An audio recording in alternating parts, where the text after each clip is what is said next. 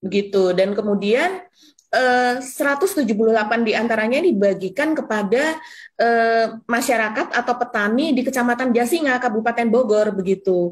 Dan ternyata kemarin ini menjadi masalah karena ternyata Satgas BLBI menarik kembali sertifikat tersebut karena dianggap palsu, begitu Mas Irsu.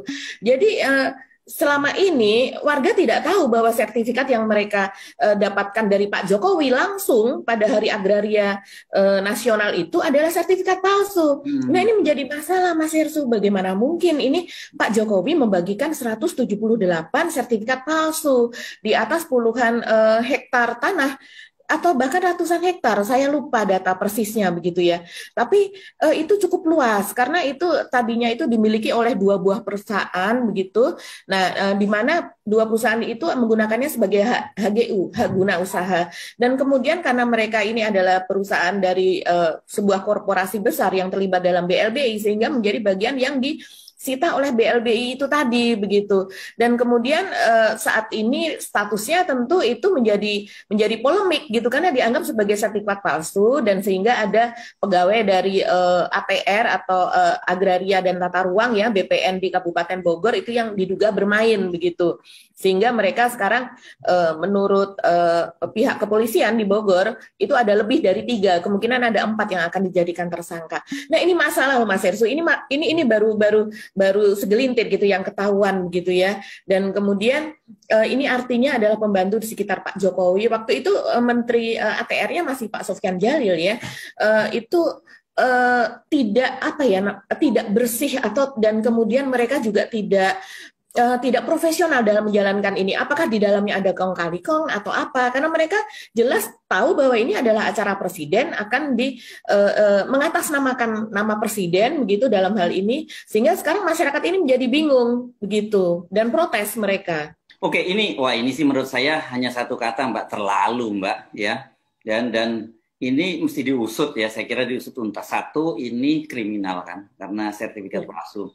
Kedua, ini mempermalukan presiden, gitu ya. Dan saya kira Pak Sofyan Djalil itu apakah tahu atau tidak, ataukah dia ditipu oleh bawahan orang-orang di bawahnya.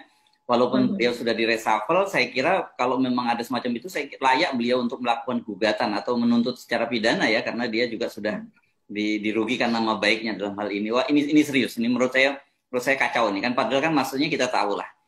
Pak Jokowi kan seneng banget bagi-bagi sertifikat ini kan maksudnya sebagai semacam pencitraan buat Pak Jokowi ya sama ini. Tapi ini kan jadi backfire ya, jadi apa ya, jadi bumerang buat Pak Jokowi. Ini skandal kalau menurut saya Mbak ya, skandal. Ya, ini serius ini yang perlu di follow up lebih lanjut. Jadi polisi sudah bertindak ini Mbak ya.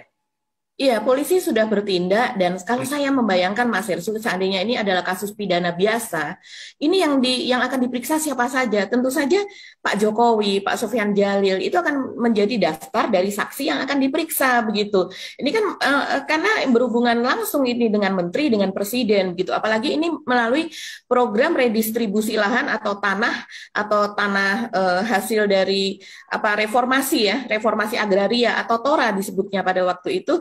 Ex hak guna usaha atau HGU. Jadi memang program nasional yang sedang digalakkan, digencarkan oleh Pak Jokowi. Makanya kita pada waktu itu bahkan sebelum pada tahun 2019-2018 saja Pak Jokowi kan membagikan ribuan juga itu, dan kemudian seringkali orang mengatakan ini sebagai pencitraan dalam upaya periode kedua pencalonan begitu kan. Dan kemudian setelah Pak Jokowi di periode kedua pun ini tetap berlanjut karena memang ada programnya. Seperti kata Mas Yesus tadi, ini tidak main-main karena ketika mendapatkan tanah tersebut petani ya pada bulan September 2021 tentunya mereka sudah mengalokasikan modal di atasnya Mas Yesus. Kan begitu tanah itu didapat, apalagi Pak Jokowi wanti-wanti jangan sampai diagunkan, jangan sampai dijual kembali. Jadikanlah ini modal seumur hidup dan sebagainya.